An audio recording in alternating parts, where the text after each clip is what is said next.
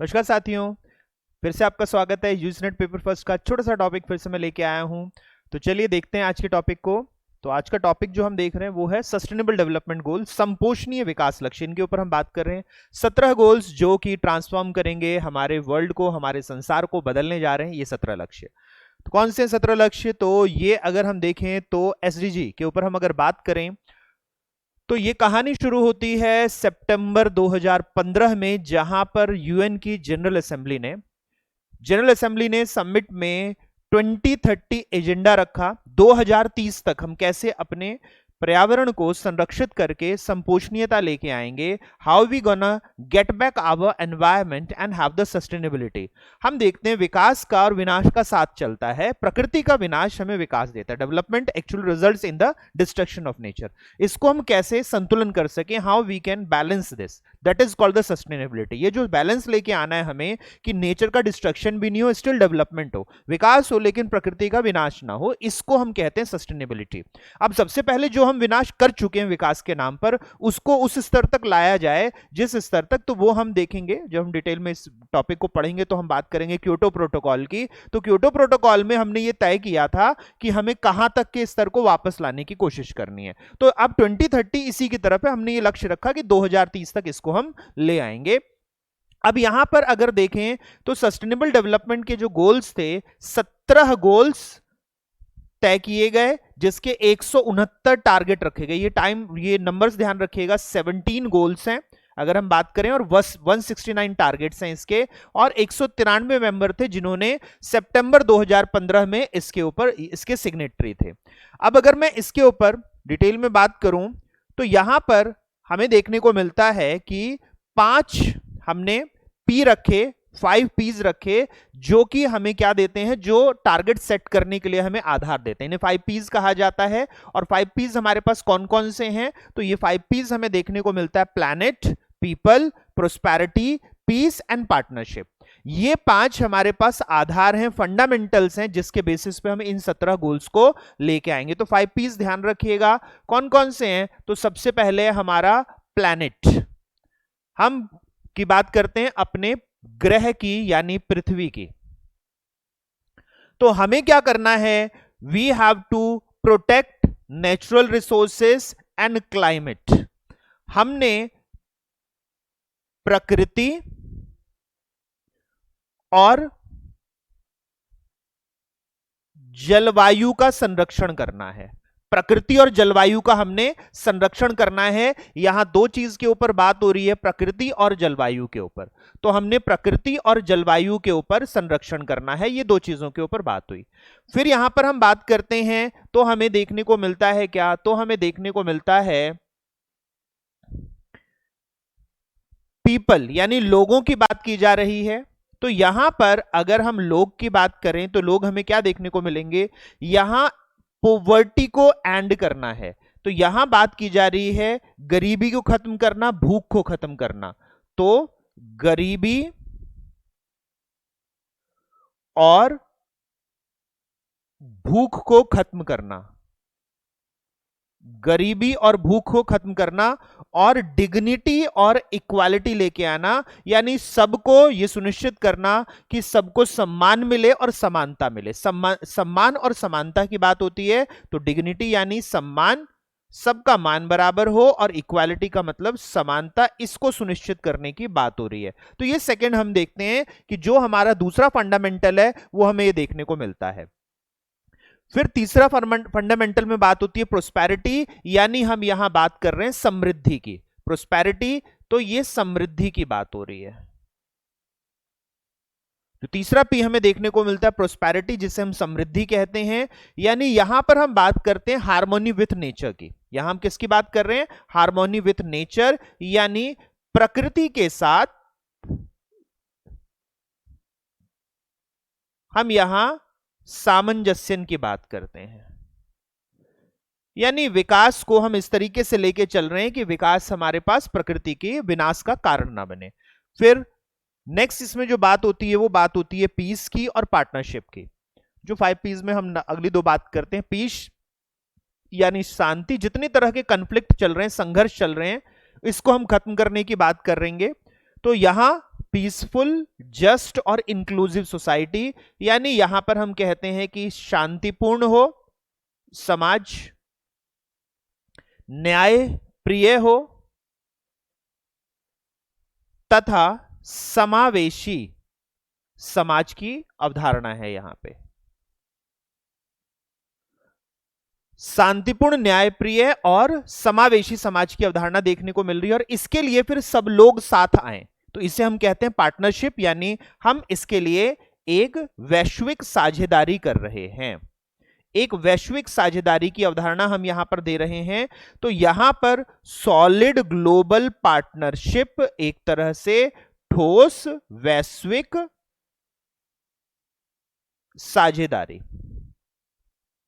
क्योंकि किसी के एक के करने से नहीं होगा, सबको अपना अपना करना है, लेकिन इसके लिए साझेदार होना पड़ेगा।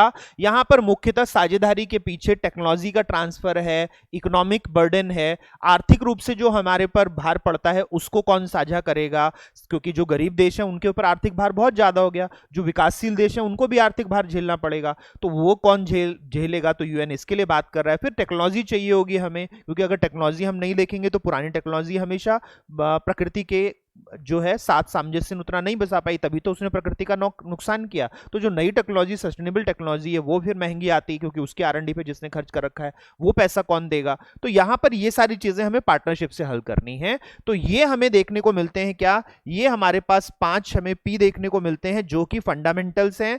हम कहते हैं कि ये 5 पीज क्या हैं, ये आधार हैं सस्टेनेबिलिटी के। इसके आधार पर 17 गोल्स हमने तय किए।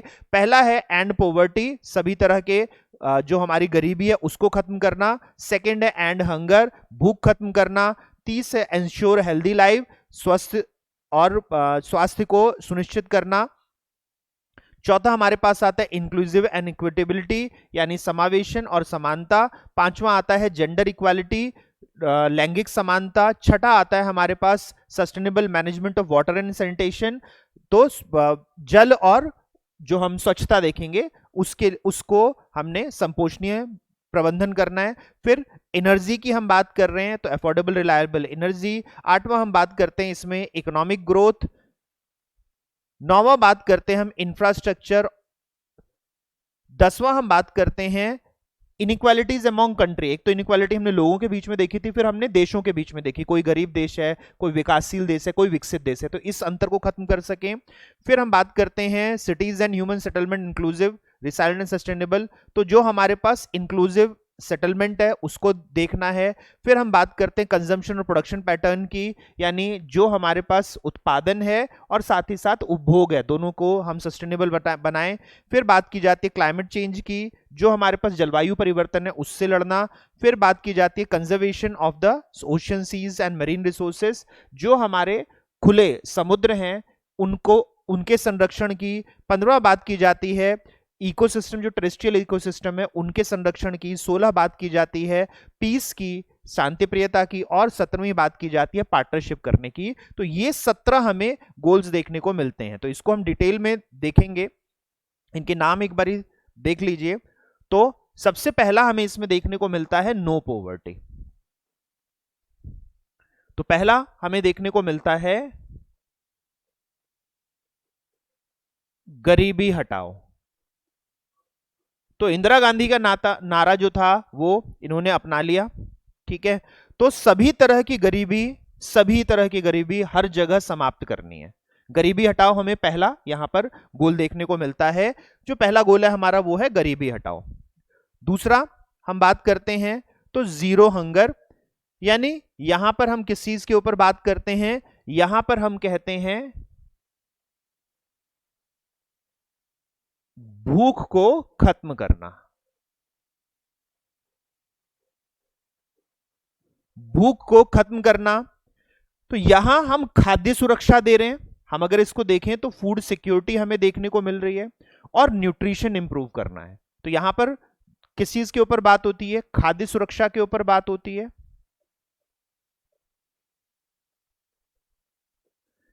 यहां बेहतर पोषण के ऊपर बात होती है।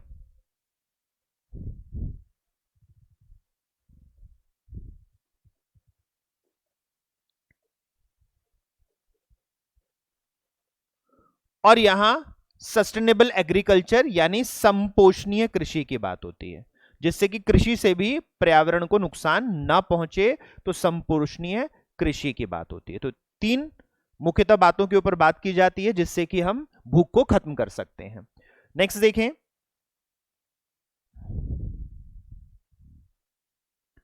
गुड हेल्थ एंड वेलबींग की बात की जा रही है, तो यहां स्वास्थ्य सुरक्षा की बात की जा रही है।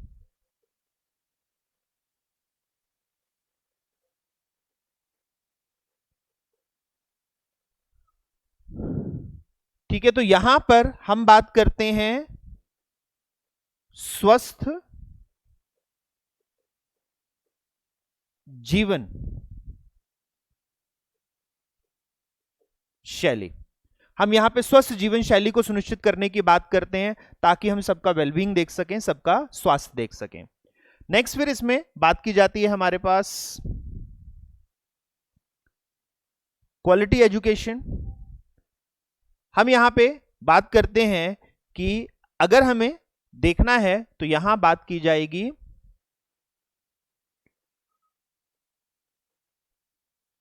गुणवत्तामूलक शिक्षा। गुणवत्तामूलक शिक्षा यहां पर देने की बात की जा रही है। यहां पर इंक्लूसिव और इक्विटेबल एजुकेशन की बात की जा रही है, लाइफ लॉन्ग लर्निंग अपॉर्चुनिटीज की बात की जा रही है। तो यहां हम देखते हैं समावेशी तथा समतावादी शिक्षा और जीवन पर्यंत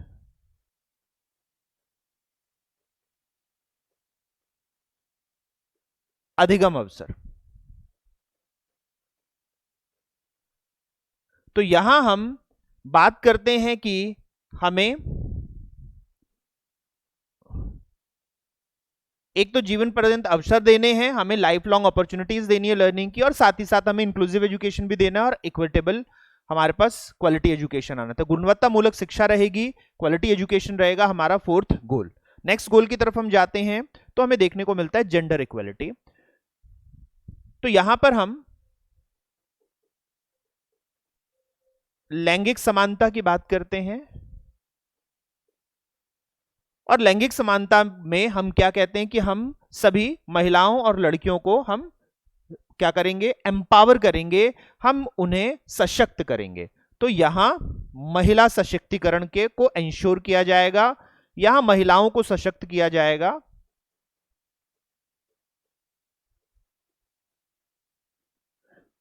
खासकर अब हम थर्ड जेंडर को जो हमें डिस्क्रिमिनेशन देखने को मिलता है उसके लिए भी यहाँ पे कंसर्न्स रखे गए हैं। जो हमारे पास थर्ड जेंडर है, यानी जो हमारे मेल या फीमेल दोनों कैटेगरी में नहीं आते, अपने आप को थर्ड जेंडर घोषित करते हैं, तीसरा जेंडर घोषित करते हैं। भारत में भी इसको हमने अब मान्यता दे रखी है, और दे रखी है तो थर्ड जेंडर को के भी इंक्लूजन की बात की जाएगी, उनके भी समावेशन की बात की जाएगी। नेक्स्ट इसमें देखें तो हमें देखने को मिलता है छठा गोल जो है इसका वो क्या है, क्लीन वाटर एंड सैनिटेशन। तो यहां हमें जो देखने को मिलेगा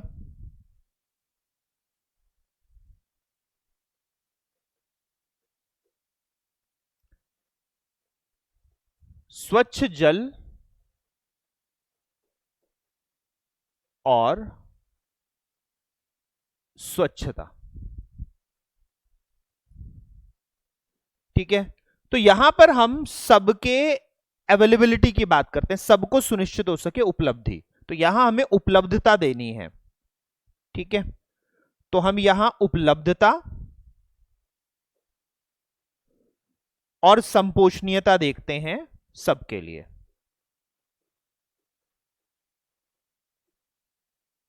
प्रॉपर सैनिटेशन हम सबको दे सकें, प्रॉपर साफ पानी हम सबको दे सकें, मीठा पानी हम दे सकें सबको, इसको यहां पे सुनिश्चित करने की बात की जा रही है।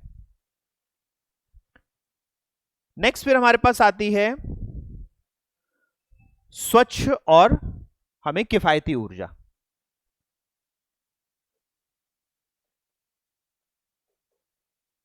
किफायती और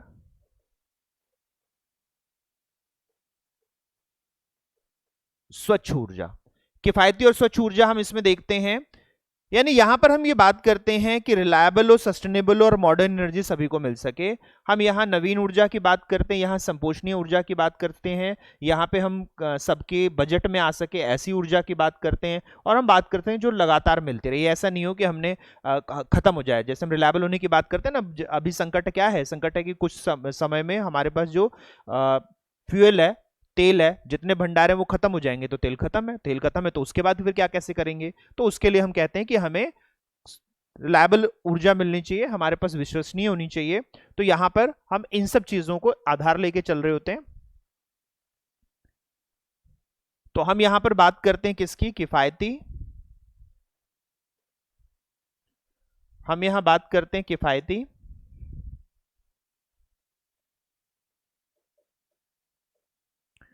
फिर संपोषणीय,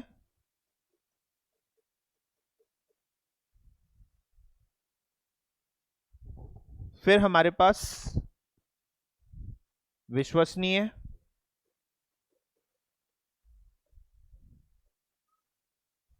तथा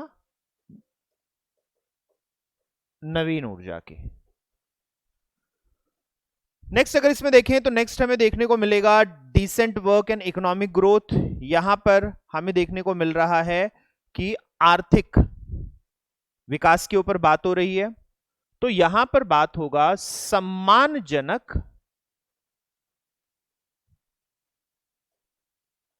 कार्य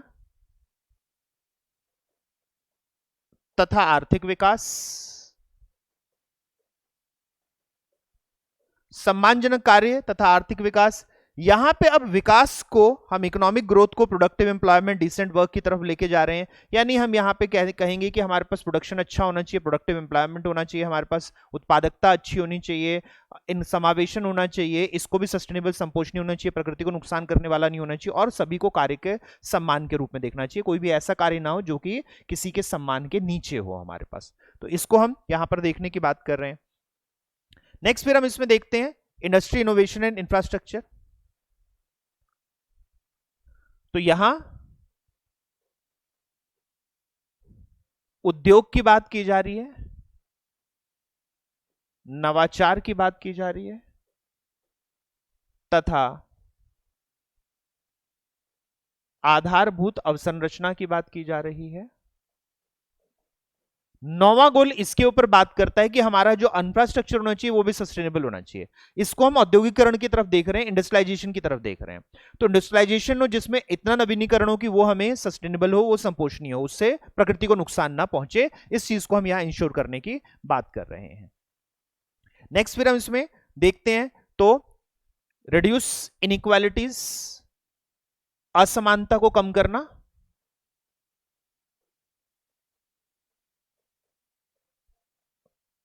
असमानताओं को कम करना।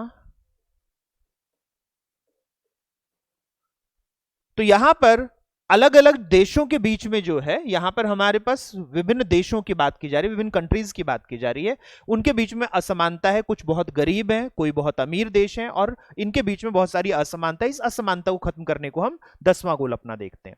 फिर नेक्स्ट इस गोल को देखें तो नेक्स्ट हमें देखने को मिलता है सस्टेनेबल सिटीज एंड कम्युनिटीज। तो यहां पर बात होती है संपोषणीय शहरों तथा समुदाय। तो संपोषणीय शहर और समुदाय अगर हम देखेंगे तो इसके ऊपर बात होती है, यानी यहां पर हमारे पास जितने भी रिहायशी इलाके हैं, वो चाहे हम गांव कहें, वो चाहे हम छोटे कस्बे कहें, वो शहर कहें या महानगर कहें, हमारे पास किस अलग अलग तरह के देखने को मिलते हैं। हमें मेट्रो सिटीज देखने को मिलती हैं, स्मॉल सिटीज देखने को मिलती हैं, हमें देखने को मिलेंगे विलेजेस देखने को मिलेंगे, हमें अलग अलग तरह के हमें देखने को मिल रहे हैं। अब ये जो देखने को मिल रहे हैं इन सब में सस्टेनेबिलिटी लेके आए, इसे हम सस्टेनेबल सिटीज कह रहे हैं। इंडिया में इसको हमने स्मार्ट सिटी और स्मार्ट गांव के नाम से शुरू किया। तो ये स्मार्ट सिटी, ये स्मार्ट गांव क्या, ये सस्टेनेबिलिटी की बात, इनके अंदर संपोषणीयता आ सके, सेफ हो, सस्टेनेबल हो, इंक्लूसिव हो, समावेशन हो, सुरक्षित हो, और फिर हम अलग अलग तरह के सस्टेनेबिलिटी देखें, रिसाइलेंट हो, यानी सब लोग अपने काम में पूरी तरीके से लगे हुए हो, ऐसा नहीं हो कि कोई किसी के विरोध में कर रहा हो। तो यह रिसाइलेंस देखने को मिलता है हमें। चलिए नेक्स्ट देखें इसमें। तो 12वां गोल हमें देखने को मिलता है कंजम्पशन एंड प्रोडक्शन। 12वां गोल जो हम देखते हैं वो देखते हैं हम कंजम्पशन एंड प्रोडक्शन का।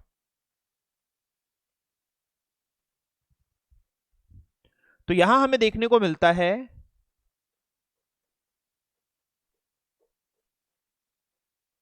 समपोषणीय कंजम्पशन यानी उपभोग,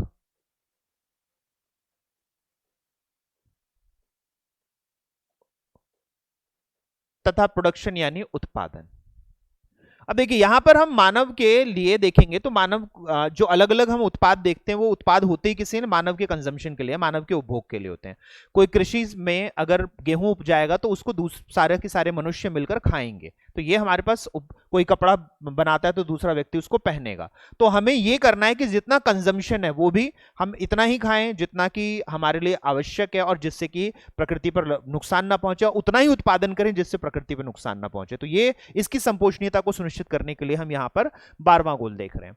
फिर 13th गोल की तरफ चलें तो क्लाइमेट एक्शन, यानी यहां पर बात हो रही है जलवायु क्रिया। अब क्लाइमेट एक्शन है, जलवायु क्रिया है, तो हम जितना नुकसान हो चुका है जलवायु का उसको वापस लाने की कोशिश कर रहे हैं। जलवायु परिवर्तन हमें देखने को मिले और इस जलवायु परिवर्तन के हमें हमारे जीवन को, हमारे कृषि को, हमारे रहन सहन को बहुत हद तक प्रभावित किया है। बहुत परेशान होते हैं हम मौसम से अपने, तो इस मौसम को फिर से वापस जलवायु को लेके आए, तो यहां पर इसके ऊपर बात की जा रही है। ये सबसे अर्जेंट में से एक है हमारा।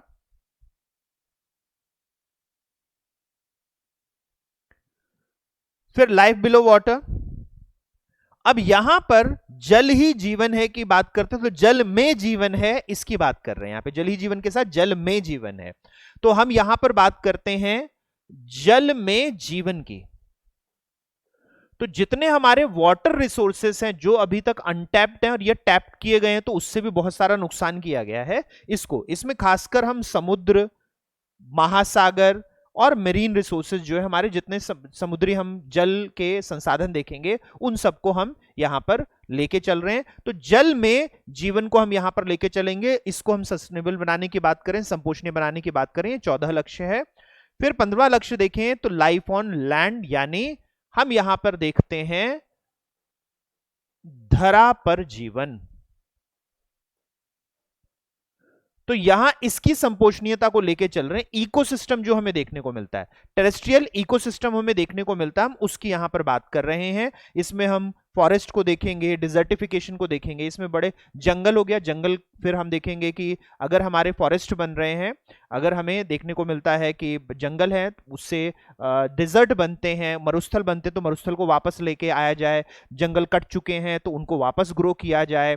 इसके अलावा जो हमारे पास इकोसिस्टम पूरा है, पूरा पारिस्थितिकी तंत्र है, उसको संपोषणीय बनाया जाए, उसको फिर से रिस्टोर किया जाए। ये सारे के सारे काम हम क्या कर रहे हैं, इसमें देख रहे हैं। नेक्स्ट फिर इसमें हम बात करते हैं तो 16वां लक्ष्य है हमारा पीस का। 16वां लक्ष्य में किसके ऊपर बात करता है, ये पीस के ऊपर बात करता है। तो यहां हम बात कर रहे हैं किसकी, यहां हम बात कर रहे हैं कि जो हमारे पास शांति प्रिय,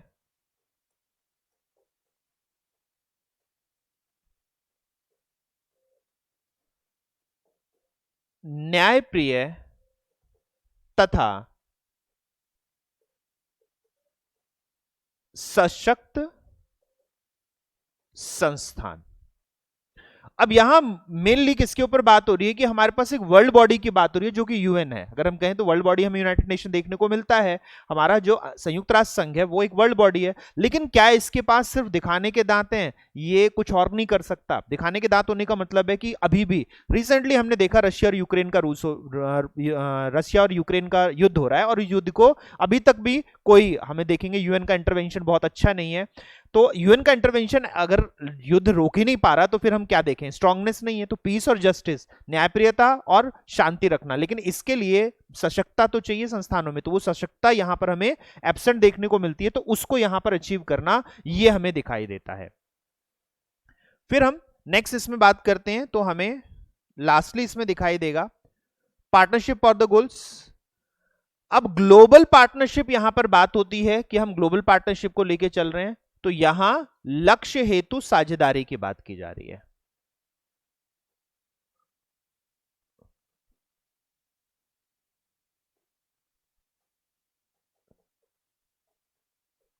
लक्ष्य के लिए साझेदारियां।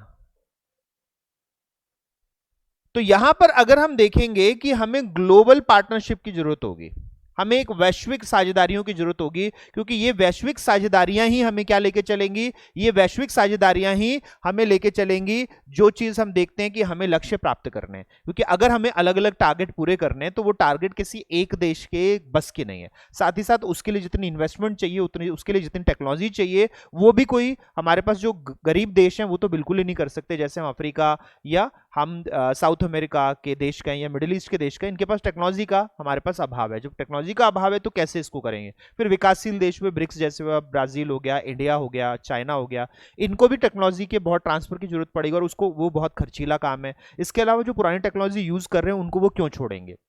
मान लिया किसी के पास एक गाड़ी है और वो गाड़ी जो है उसके बहुत ज्यादा धुआं देती है, लेकिन अगर वो नई गाड़ी खरीदने जाएगा तो उसको लगेंगे 4 लाख 5 लाख रुपए। वो 4-5 लाख रुपए अफोर्ड नहीं कर सकता जो एक मिडिल इनकम ग्रुप का आदमी है। तो जो विकासशील देश है उसमें ऐसी समस्या देखने को मिलती है। अब गवर्नमेंट को यहाँ पे इंटरवीन करना पड़ेगा। साथ ही साथ टेक्नोलॉजी सस्ती होनी चाहिए। अगर टेक्नोलॉजी महंगी होगी तो नई टेक्नोलॉजी की तरफ जाएगा कैसे वो। तो यहां हमें क्या देखने को मिलता है, यहां देखने को मिलता है कि हमारा जो 17th गोल ये था। तो साथियों ये हम देखते हैं कि ये हमारे क्या हैं, ये हमारे 17 गोल्स हैं जिसको हम सस्टेनेबल गोल के रूप में देखते हैं। तो ये 17 हमारे पास सस्टेनेबल डेवलपमेंट गोल्स हैं, संपोषणीय विकास लक्ष्य हैं, जिनके ऊपर हमने आज चर्चा कर रही थी। तो उम्मीद करता हूं कि ये सारी चीजें आपको बहुत बेहतर तरीके से समझ में आई होंगी।